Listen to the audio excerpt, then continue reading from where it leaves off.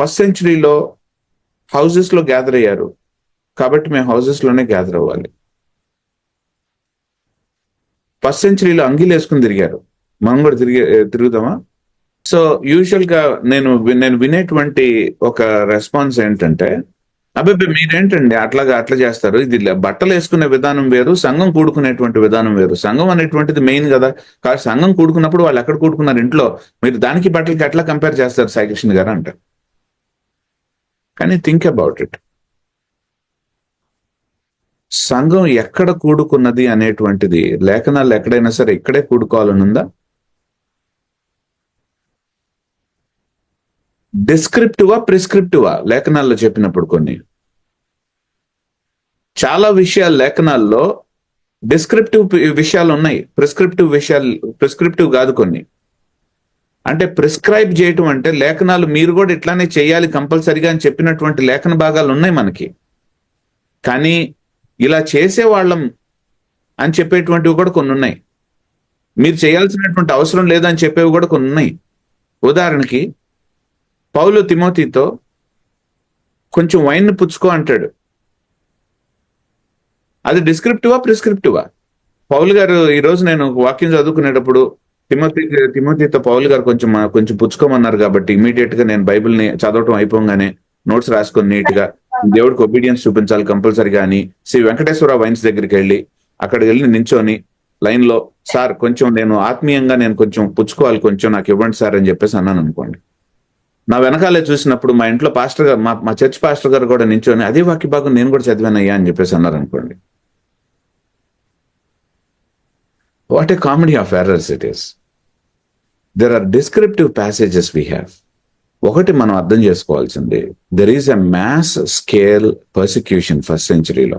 మొదటి శతాబ్దంలో వాళ్ళకి ఫంక్షన్ హాల్స్ కానీ లేకపోతే పెద్ద పెద్ద ప్లేసెస్ కానీ లేవు. These early Christians actually basically were very వాళ్ళు కొరింథీయులకు రాసిన పత్రికలో మనం చూస్తుంది, కేమ్ ఫ్రమ్ ఎ వెరీ చాలా మంది లో ఎకనామిక్ బ్యాక్గ్రౌండ్ నుంచి వచ్చినటువంటి వాళ్ళు ఉన్నారు. సో అలాంటి వాళ్ళు బేసికల్లీ ఏంటంటే కొంతమంది అఫ్ కోర్స్ యాక్చువల్ గా కొంచెం ధనికులైనటువంటి వాళ్ళు కూడా ఉన్నారు. ఫస్ట్ సెంచరీలో వాళ్ళ ఇళ్లలో గ్యాదర్ అయ్యారు, ఎందుకంటే ధనికులైనటువంటి వాళ్ళకి వాళ్ళ ఇల్లు కొంచెం పెద్దవి.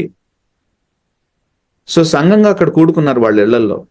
So first century Graeco Roman culture లో మనం ఆలోచించాల్సింది ఏంటంటే, వాళ్ళకి మనకున్నంత ఫ్రీడమ్ లేదు, వాళ్ళకి లిమిటెడ్ ఫ్రీడమ్.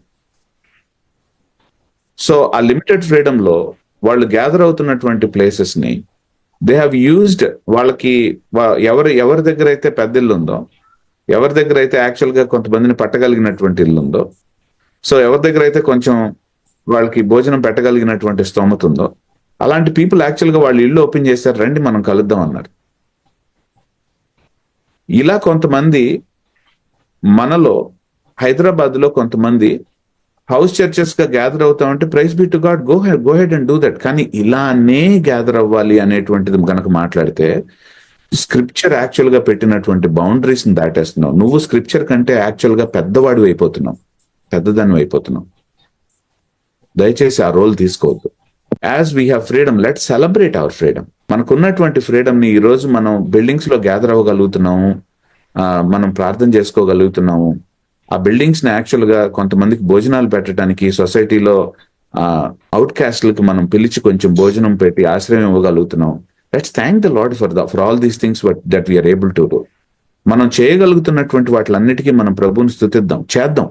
మనకున్న ఇవ్వబడినటువంటి ప్రతి ఒక్క దాన్ని కూడా, ప్రతి ఒక్క గ్రౌండ్ ని కూడా, ప్రతి ఒక్క బిల్డింగ్ ని కూడా, ప్రతి ఒక్క స్ట్రక్చర్ ని కూడా ప్రభు యొక్క సువార్తను యాక్చువల్ గా ప్రతిబింబించడానికి ఉపయోగిద్దాం. తప్పేంటిట?